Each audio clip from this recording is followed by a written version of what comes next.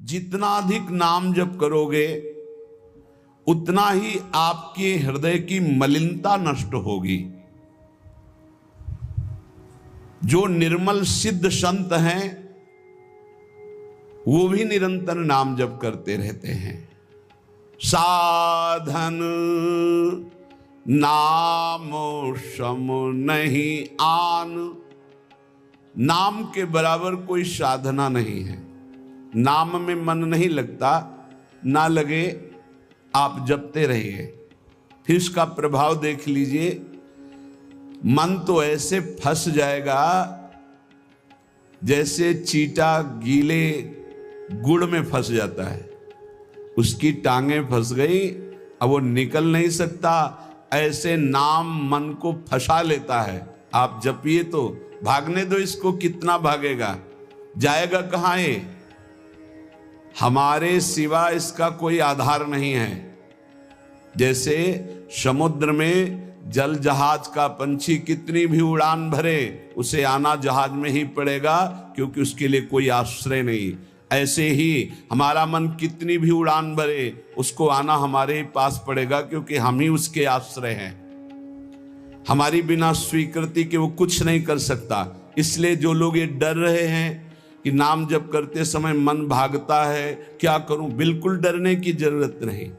बहुत धैर्यपूर्वक जहां जहां जाए वहां से हटा के नाम में लगाओ, या जहां जहां जाए वहां प्रभु को देखो। अगर ऐसा भी नहीं हो रहा तो छोड़ दो, नाम पर ध्यान दो।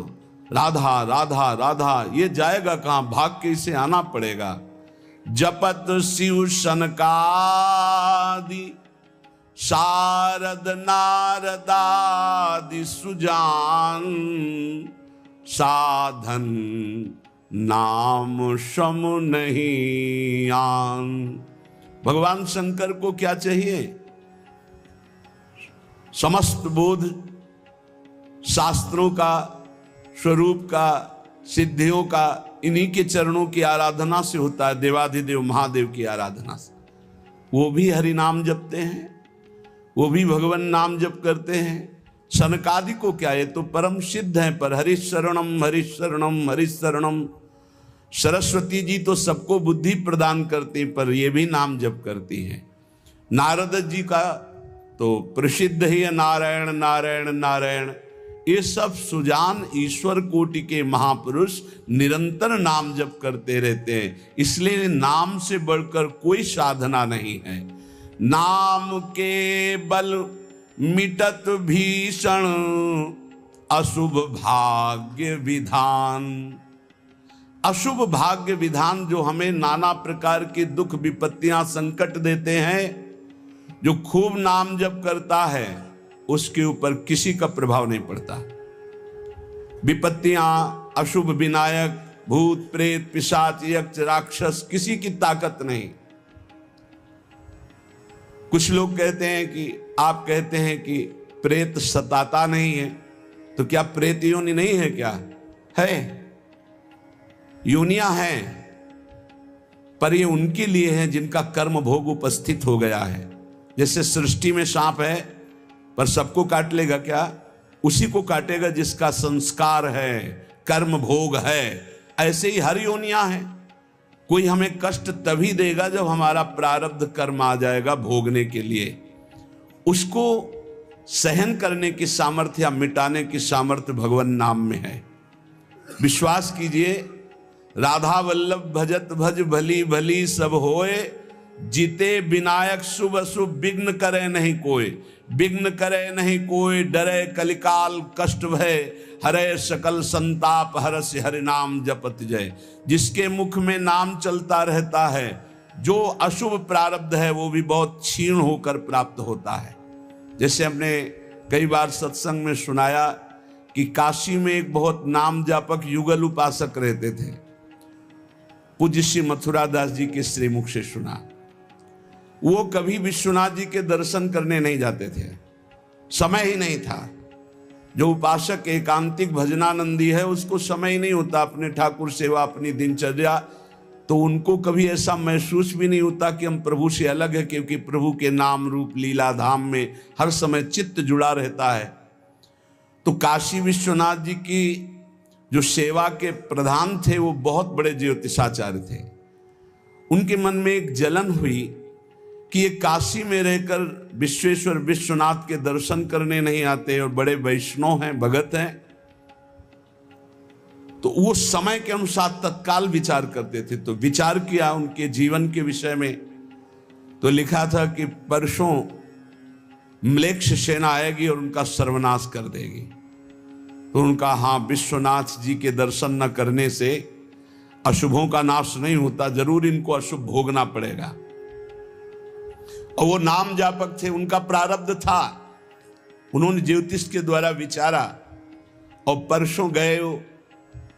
जब वहां गए तो पूछा कि वो भगत जी कहाँ? बोले स्नान कर रहे हैं। बोले मध्याह्न में स्नान? बोले ये तो पता नहीं, पर स्नान कर रहे हैं। स्नान करके आए तो उन्होंने कहा मेरी ज्योतिष आज तक कभी गलत नहीं हुई। भगवान विश्वनाथ जी के वरदान से मुझे ज्योतिष का ज्ञान है। और 12 बजे आपके पास म्लेच्छ सेना आनी चाहिए थी आज, और वो आपका विनाश करने, तो वो आई नहीं। इसका मतलब मेरी ज्योतिष झूठी हो गई। बोले नहीं, आपकी ज्योतिष झूठी नहीं हुई, म्लेच्छ सेना आई थी। बोले यहां तो सब यथावत है। बोले प्रगट में नहीं आई। मैं जब भोग पधराकर प्रिया प्रीतम का ध्यान कर रहा था भोग का, उसी समय म्लेच्छ सेना मेरे ध्यान में आई और सब कुछ विनाश किया। फिर मेरा ध्यान टूटा, तो हमने सोचा चलो प्रगट में न सही, भाव में तो आई, तो इसीलिए स्नान करने गए थे। अब भोग उसारेंगे ठाकुर जी का।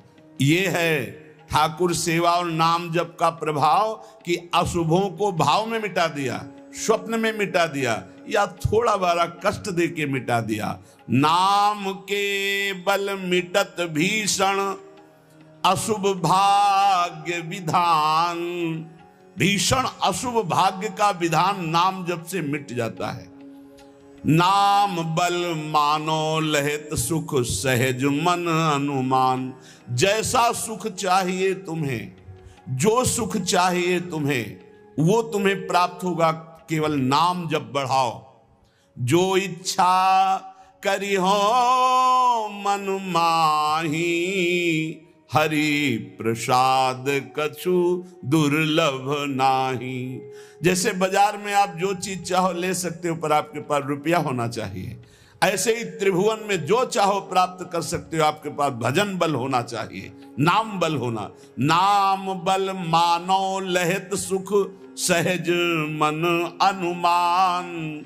नाम टेरत टरत दारुण विपत्ति शोक महान साधन। नाम श्रम नहीं आन। नाम के बराबर कोई साधना नहीं। जो मानो हर समय नाम रटता रहता है, तो मन के इच्छा के अनुसार उसको भोगों की प्राप्ति हो जाती है। भोगों की प्राप्ति ना चाहे तो भगवत साक्षात्कार हो जाता है। भगवत साक्षात्कार भी ना चाहे तो अद्भुत प्रेम प्रकट हो जाता है। नाम का प्रभाव।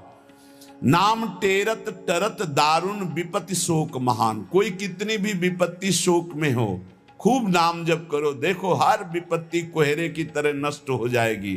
जैसे सूर्य के उदय होते ही कोहरा सब विध्वंस हो जाता है, ऐसे ही नाम का जब प्रकाश उदय होगा हर दुख विपत्ति नष्ट हो जाएगी। आरत करी नर नारी ध्रुव सब रहे शुचि सही दान। नाम के परताप ते जल पर तरे पाषाण। जिसने आर्त भाव से नाम जप किया हो, चाहे स्त्री हो, चाहे पुरुष हो, बालक हो, चाहे वृद्ध हो, ध्रुव माने परम सत्य, सब परम पवित्र हो गए और निहाल हो गए। जो भगवान नाम जप किए सब आनंद मस्त हो गए। अरे नाम ले ले करके जब नल नील ऐसे पत्थर रखते थे तो वो डूबे नहीं। नाम का प्रभाव, नाम मुख से लेकर के रखते थे। ऐसा कोई न समझे कि पाषाण पे नाम लिख करके रखते, नाम उच्चारण करते, जय श्री राम, और पत्थर रख दिया तो तरा नहीं, क्योंकि मुनि का आशीर्वाद और नाम का प्रताप। नाम बल सागर उलांघ्यो सहज ही हनुमान। हनुमान जी महाराज भगवान के चरणों का चिंतन करते हुए जय श्री राम पूरे समुद्र को लांघ गए। ये समुद्र से भी बढ़कर भव समुद्र है। अगर ठीक से नाम जप करो तो लांघना ही नहीं पड़ेगा, सूख जाएगा। नाम लेत भव सिंधु सुखाही, करहु विचार सुजन मन माही। नाम जितना जपोगे तो उसका प्रभाव होगा कि बहुत समुद्र सूख जाएगा, संसार से पार होना ही नहीं पड़ेगा, संपूर्ण संसार भगवत स्वरूप है ऐसा अनुभव में आ जाएगा। नाम बल संभव सकल जे, कछु असंभव जान। नाम देखो, बस मन लगाने की बात है। एक बात मान जाओ, कुछ भी असंभव नहीं है, कुछ भी असंभव नहीं। नाम से सब कुछ प्राप्त हो जाएगा, सब कुछ। नाम का अपार प्रताप। 18-20 साल से किडनी फेल है, चल रहे हैं, जीवन चल रहा, जो दिनचर्या चाहिए वो दिनचर्या चल रही। असंभव, ये असंभव जो संभव शब्द में बदलता है वो नाम से केवल बदलता है। सच्ची मानिए, नाम बल संभव सकल जे, कछु असंभव जान। जो असंभव लगता है कि ऐसा नहीं हो सकता, वो साफ संभव नाम बल से। अभी कैसे तुम्हें एक एक पल की घटना बताएं कि जिस समय जो सेवा है उसी समय एक अपार बल आता है, वो सेवा करवा के चला जाता है। धन्य ते नर रहत जिनके नाम रट की बान, पाप पुण्य प्रजारि बेहित प्रबल पावक खान। होत छिन महाछार निकसत नाम जान अजान, नाम की महिमा अमित को सकै करी गुणगान। राम ते बड़ नाम जेहि बल बिकत श्री भगवान। भगवान को खरीद सकते हो नाम जप से, बिकत श्री भगवान। नाम की महिमा मित को सकै करि गुणगान, राम न सकहि नाम गुण गाई। कहूं कहाँ लगी नाम बड़ाई। धन्य है वो उपासक जिसने प्रधानता नाम जप के लिए। तुम्हारा जीवन इस समय बिल्कुल तेजोमय होना चाहिए, अग्निस्वरूप। तुम ब्रह्मचारी हो, बैरागी हो, भगवान नाम जाप में तुम कहां हैं? भजन में बैठे, अच्छा हृदय शीतल हो जाए। 2-3 घंटे आराम कर लिया, इसके बाद भजन में लगे हैं, निरंतर भजन में लगे हैं। धन्य उनके आगे लग, धन्य ते नर रहत जिनके नाम रट की बान। ये आदत पड़ गई है नाम जपने का, नाम कमाने का एक स्वभाव बन गया है। अधिक से अधिक जग करके नाम जप करना, उनके पाप और पुण्य दोनों नष्ट हो जाते हैं। क्योंकि पुण्य भी बंधन है, शुभ अशुभ दोनों बंधन है, दोनों को नाश कर देता है नाम रूपी अग्नि, और भगवत साक्षात्कार करा देता है। जो उपासक इस रहस्य को समझ गया, वो इस कलिकाल में बहुत जल्दी भाव की प्राप्ति कर लेता है। कल केवल मल मूल मलीना, पाप पयो निधि जनमन मीना। जैसे मछली जल में ही आनंद मनाती है, ऐसे मन पाप में ही आनंद मनाता है। कलयुग में, कलयुग का प्रभाव है, मन पाप चिंतन करता है, पाप करके आनंद मनाना चाहता है। अगर इससे निकलना चाहते हो तो एकमात्र उपाय है राम नाम कलि अभिमत दाता, हित पर लोक लोक पितु माता। नहीं कलि कर्म न भगति विवेकु, राम नाम अवलंबन एकु। ये कलिकाल नाना प्रकार की दुर्वासनाओं को प्रकट करके साधक को फंसा लेता है, उसको जिसका निरंतर नाम नहीं चल रहा है। यदि नाम चल रहा है तो लोक में माता पिता की तरह पोषण और दुलार नाम करता है, और परलोक में अभिमत दाता, जो चाह की है, जो भावना की है, वैसे ही तुम्हें प्राप्ति होगी। प्रगट में भाव के संबंध में एक बड़ा रहस्य प्रसंग है कि उपासक जब नाम जप करता है और अपने आराध्य देव के प्रति भाव करता है तो भाव की झांकी आती है। यहां कहते हैं उसे कल्पना मत मानो, उसे कल्पना मत मानो, प्रभु आपके भाव में पधारे हैं। जितना आप भाव नाम के द्वारा प्रकट कर पाए हैं, ये भाव नाम के द्वारा होता है, ये कोई कल्पना नहीं होता। नाम जापक में ही भाव का प्रादुर्भाव होता है। जैसे आप श्यामा श्याम, तो आपके सामने जो श्यामा श्याम का रूप प्रकाशित हुआ, जितना आपने भजन किया है उसी के अनुसार वो प्रकाशित होगा। और आपका यदि भजन निरंतर चल रहा है और भाव गाढ़ है तो साक्षात श्यामा श्याम आपके सामने दिखाई देंगे। भाव का तात्पर्य है चिंतन।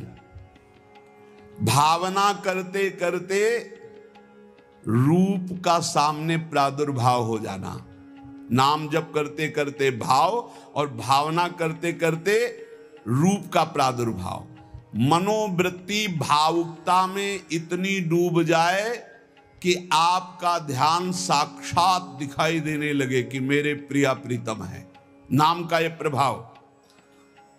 ये विवेकहीन जो लोग कहते हैं मैंने भगवत साक्षात्कार कर लिया है, ये उनकी बातें नहीं, प्रपंच वाली बातें नहीं। यहां ठीक सत्य बात को समझो।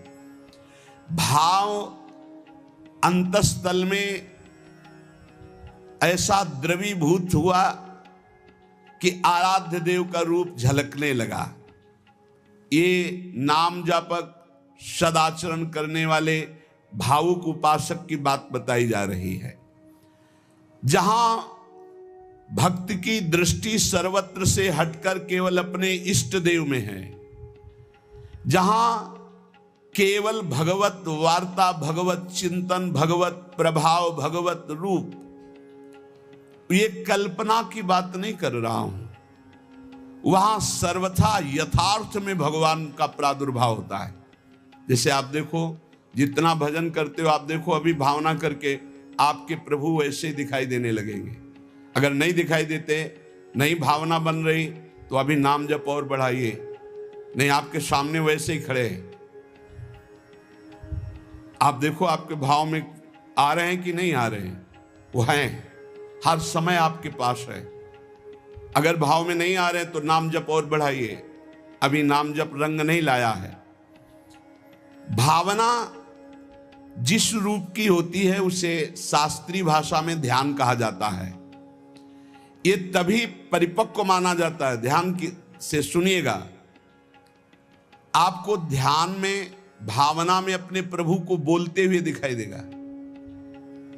शब्द प्रभु आपका स्पर्श कर रहे हैं, आपको बिल्कुल ऐसा स्पर्श दिखाई देगा जैसे कोई प्रगट में स्पर्श करता है। रस, परमानंद स्वरूप प्रभु का रसास्वादन हो रहा है। और गंध, प्रभु के श्री अंग की गंध उसको अनुभव में है, सुगंध, अद्भुत सुगंध। इस ध्यान में ये भावुकता नहीं है, वो स्पर्श कर सकता है प्रभु के चरणारविंद। प्रगट में वो निरख सकता है प्रभु को, वो प्रभु का आलिंगन कर सकता है, वो प्रभु से संभाषण कर सकता है। यही बात कपिल भगवान ने कही श्रीमद् भागवत में कि मेरा जो अनन्य भक्त है वो मेरे को केवल देख ही नहीं, मेरे से संभाषण कर सकता है, मेरे से बातचीत कर सकता है। प्रभु का स्पर्श करके दिव्य पुलकावली, प्रभु के श्री अंग की दिव्य सौरभ हो, उसको गंध आ रही, सुगंध आ रही, वो प्रभु का स्पर्श कर रहा है, प्रभु उनका स्पर्श कर रहे, प्रभु से संभाषण कर रहा है, प्रभु उत्तर दे रहे हैं, ऐसा गाढ़ भाव में होता है। वो भावुक उपासक अपने आराध्य देव के चरण स्पर्श कर रहा है, आराध्य देव उसके मस्तक पर हाथ रख रहे हैं। ये सारी बातें परम सत्य, ऐसा नहीं कि केवल भावना है, केवल कोई कल्पना है, पर ये उन उपासकों की होती है जिनका भाव परिपक्व हो गया है, भाव सिद्ध हो गया है।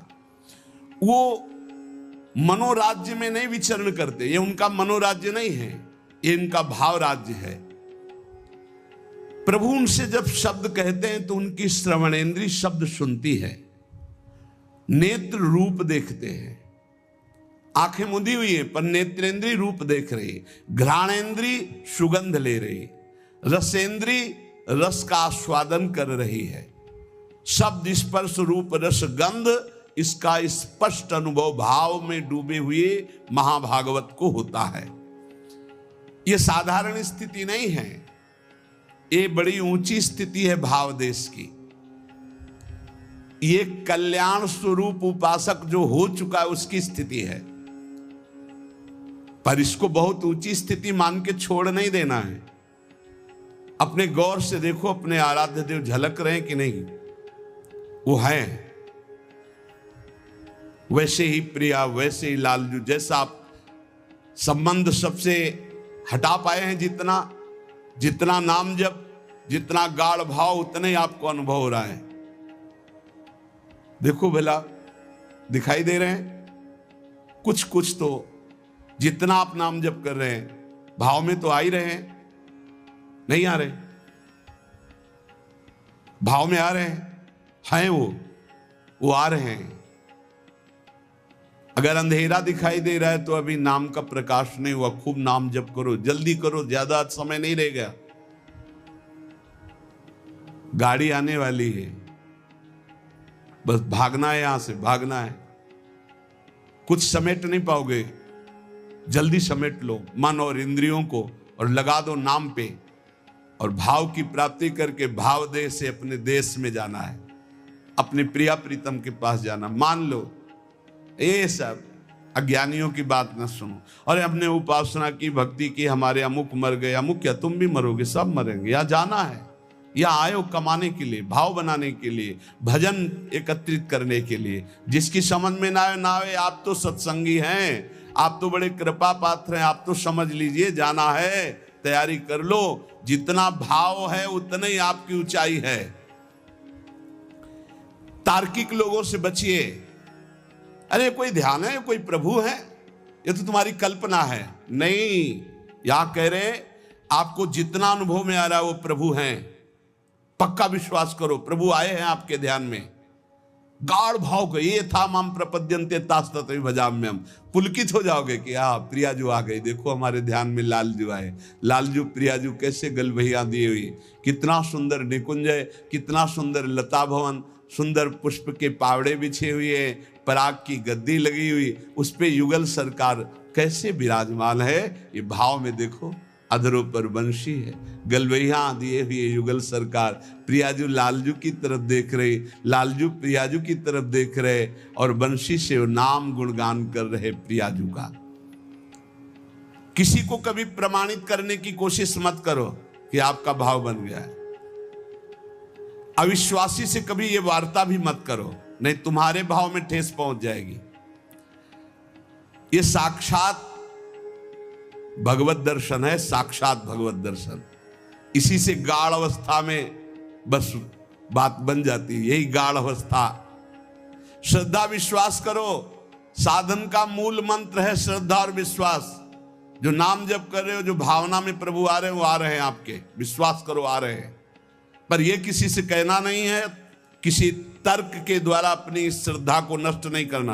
अरे ये तो कल्पना है, नहीं, साक्षात प्रभु आए, कोई उनके लिए कल्पना भी नहीं कर सकता। अगर वो ना पधारे तो कोई भाव, मुनि मन ध्यान धरत नहीं पावत। भक्त जब गाढ़ भाव नाम के बल से करता है तो देख सकता है। जो शास्त्रों में रूप वर्णन है वो एक अंश मात्र है, जो रूप है उसका तो वर्णन हो ही नहीं सकता। बोले सजल मेघ नील मेघ की कांति, क्या हम सजल मेघ को देख लें तो श्याम सुंदर के अंग को देख लेंगे? नहीं, कोई भी प्राकृतिक उदाहरण चिदानंद देह में बनता ही नहीं, पर भावना करने के लिए। शास्त्रों में जो रूप है वो अंश मात्र केवल वाणी से प्रकट है, पूर्ण का तो वर्णन ही नहीं हो सकता। भगवान का वो रूप, वो वेश, वो प्रकाश, नाम जापक, अन्य संबंध त्यागी उपासक के हृदय में प्रकट होता है। जैसा रूप भक्त चाहता है वैसा रूप प्रभु प्रकाशित कर देते हैं। भक्ति की जैसी इच्छा होती है, जितनी सामर्थ्य होती है, उतना ही भगवान अपना रूप प्रकाशित करते हैं और धीरे धीरे उसको दिव्य लीलाओं का रसास्वादन कराने लगते हैं। जो साधनाभिमानी हैं उनको ठग लेते हैं। काम, क्रोध, लोभ, मोह, मद, मत्सर, वो भाव देश तक नहीं पहुंच पाते जो साधनाभिमानी है। कभी कभी इनको मार्ग भ्रष्ट करने के लिए उपदेवता विघ्न डालने लगते हैं। छोटे मोटे चमत्कार, छोटे मोटे मन की बात जान लेना, छोटा मोटा ऐसा आकर्षण, और मार्ग से भ्रष्ट कर देते हैं। लेकिन ये उनकी बात है जो साधनाभिमानी है। जो कृपा पात्र जन है वो ना किसी से भयभीत होते हैं और ना कोई विघ्न उनके जीवन में डाल सकता है। मत चित्ता सर्व दुर्गाणि मत प्रसादात तरिष्यसि, भगवान कह रहे हैं मेरी कृपा से उनके सारे दोष नष्ट हो जाते हैं, मेरी कृपा से हर विघ्न से वो पार हो जाते हैं। मेरा भक्त आंख मूंद करके चले, मैं हाथ पकड़ कर चलाता हूं। कोई देवता, उपदेवता, कोई विघ्न विनायक किसी भी तरह का उपद्रव नहीं कर सकते उनकी साधना में। अनन्य श्री भगवान का ध्यान रखिएगा, साधनाभिमानी को भ्रष्ट होना पड़ेगा। अनन्य और निष्काम भाव से जो प्रियालाल की शरण में हैं, उनके योगक्षेम की जिम्मेवारी स्वयं भगवान लेते हैं। प्राप्ति की रक्षा करना, अप्राप्ति की प्राप्ति कराना उनकी जिम्मेवारी, इसलिए कोई भी विघ्न से परास्त नहीं कर सकता जो प्रभु का अनन्य है, और उन्हीं से सारी कामनाएं हैं, प्रभु से ही। बड़े वेग से भगवान की तरफ आंख मूंद कर दौड़ता है, पर वो गिरता नहीं है, ना कोई गिरा सकता है उसको, क्योंकि आसपास ऐसे भगवान चलाते हैं भक्त को। जैसे छोटे बच्चे को मां इधर गिरे तो बाहु में, इधर गिरे तो अजान बाहु अभयद भुज दंड मूल, बड़ी मस्ती रहती, कोई विघ्न नहीं। अर्पित आत्मा जो भगवद अर्पित हो चुका है, उसके जीवन का बहुत आनंदमय स्वरूप होता है। कोई विघ्न नहीं, आंख मूंद के दौड़ने पर भी वो नहीं गिरेगा। बस आवश्यकता है भगवान में मन को, भगवान में प्राणों को, भगवान में समस्त संबंधों को अर्पित करना। ये कठिन बात है।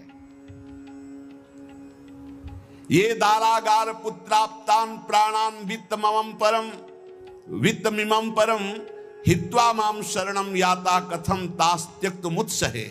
जिसने स्त्री, पुत्र, घर, बड़े बुजुर्ग, प्राण, धन, इहलोक परलोक सबको